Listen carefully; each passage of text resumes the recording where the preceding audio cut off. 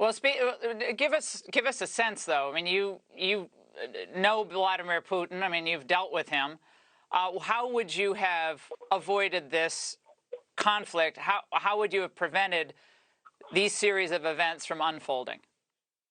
Well, look, I do know him, and I know him very well. We've had many times together. I got along with him fantastically, despite the fact that I shut down Nord Stream 2. Nobody would have heard of Nord Stream 2 if it weren't for me. I'm the one that shut it down.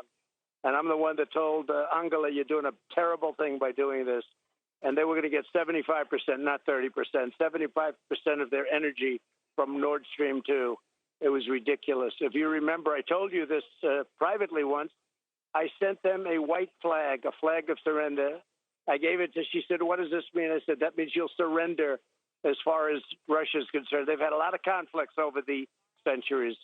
So I think that it's a terrible thing. The way it started, I really don't believe he wanted to do this initially.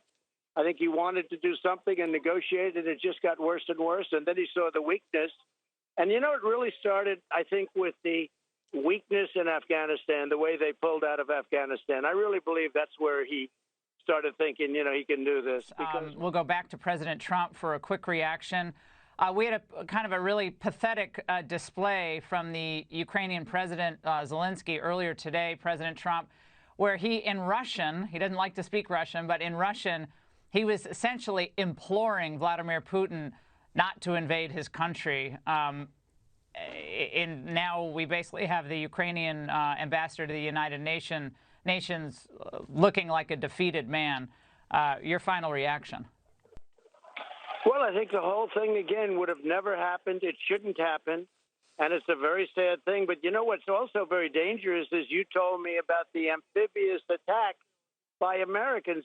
You shouldn't be saying that because you and everybody else shouldn't know about it. They should do that secretly, not be doing that through the great Laura Ingraham. They should be doing that secretly. Nobody should know that, Laura.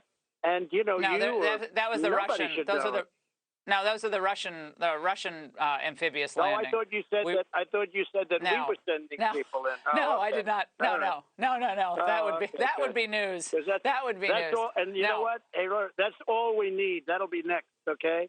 Now we ought to protect our own borders. We ought to get to the southern border and start protecting the southern border.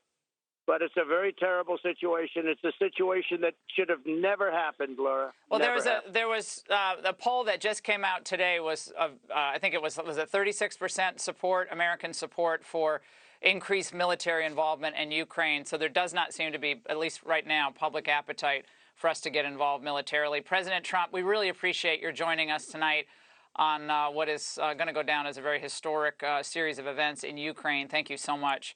And back with me now is Fox's foreign correspondent, Tracy.